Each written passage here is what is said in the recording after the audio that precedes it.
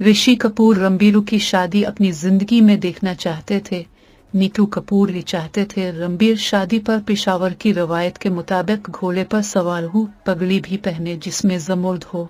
अदाकारा नीतू कपूर ने इन जहानी बॉलीवुड अदाकार और शौहर ऋषि कपूर की देरीना ख्वाहिशात के बारे में बताया। भारतीय मीडिया रिपोर्ट्स के मुताबिक ऋषि कपूर को दुनिया से रुखसत हुए 1 साल बीत गया।